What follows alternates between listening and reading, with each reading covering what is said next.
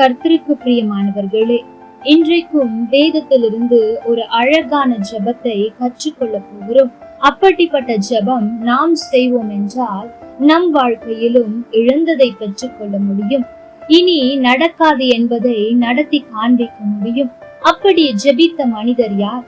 அப்படி என்ன ஜெபித்தார் என்பதைத்தான் இன்றைக்கு தியானிக்க போகிறோம். மத்தேயு 9:18 அவர் இவைகளை அவர்களுக்கு சொல்லிக் கொண்டிருக்கையில் தலைவன் ஒருவன் வந்து அவரை பணிந்து கொண்டு, என் மகள் இப்பொழுதுதான் மரித்து போனாள், ஆகிலும் நீர் வந்து அவள் மேல் உமது கையை வையும், அப்பொழுது பிழைப்பாள் என்றார்.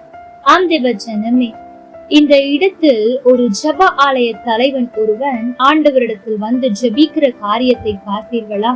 அதாவது அந்த மகள் வியாதியாயிருக்கிறாள் என்று வேதம் சொல்லவில்லை, அவள் மரித்து போனாள் என்று தகப்பனே மகனை குறித்து சொல்லுகிறார்.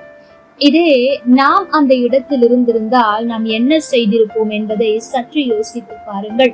அதாவது நம் மகள் மரித்து விட்டாள் என்ற பட்சத்தில் நிச்சயம் ஆண்டவரிடத்தில் போய் இருந்திருக்கவே மாட்டோம்.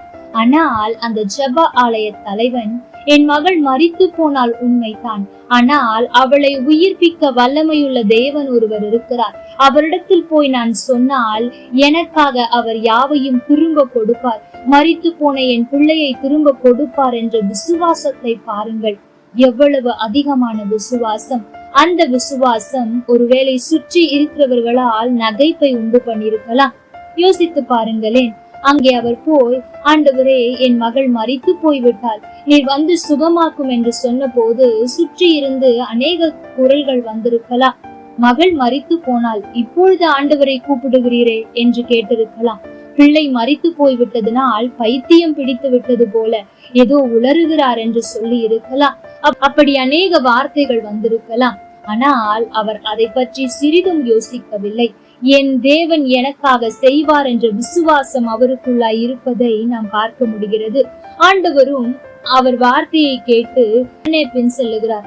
மரித்து போன பிள்ளையை எழுப்பவா என்னை கூப்பிடுகிறாய் என்று ஆண்டவர் எதுவும் பேசவில்லை. ஏனென்றால் அவனுடைய விசுவாசம் ஆண்டவரை அசைக்க பண்ணிற்று. ஆண்டவரும் கடந்து போகிறார், வழியில் அநேக அற்புதங்களை செய்கிறார். இது நம் எல்லோருக்கும் தெரிந்தது. அது மாத்திரமல்ல, இயேசு அங்கு வந்து அவர் சொல்லுகிற காரியம் என்னவென்றால், சிறு பிள்ளை நித்திரையாய் இருக்கிறார் என்று. அதை கேட்ட அநேகர் நகைக்கிறார்கள். இது நம் எல்லோருக்கும் நன்றாக அறிந்த சம்பவம் தான். இயேசு செய்கிற காரியத்தை பாருங்கள். ஜனங்களை வெளியே துரத்தினார் என்று 25 சொல்லுகிறது. ஜனங்கள் வெளியே துரத்தப்பட்ட பின்பு இயேசு உள்ளே பிரவேசித்து அங்கு சுகத்தை கொடுக்கிறார். தேவ ஜனமே, இன்றைக்கும் உங்களுக்குள்ளாய் அந்த ஜெப ஆலய தலைவனின் விசுவாசம் இருக்குமானால் முடிந்து விட்டதுதான். ஆனால் என் தேவன் ஒரு துவக்கத்தை உண்டு பண்ண வல்லமை உள்ளவர். இது இனி நடக்காதுதான், ஆனால் என் தேவனால் நடத்தி காட்ட முடியும்.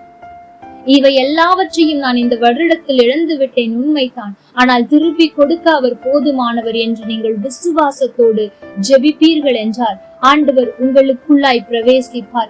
எதை எல்லாம் துரத்த வேண்டுமோ அதை எல்லாம் துரத்துவார். உங்கள் ஆசிர்வாதத்திற்கு தடையாயிருக்கிற பாவங்களாயிருக்கலாம், அல்லது உங்கள் ஆசிர்வாதத்தை, உங்கள் விசுவாசத்தை சோர்ந்து போக பண்ணுகிற மனிதர்களாயிருக்கலாம்.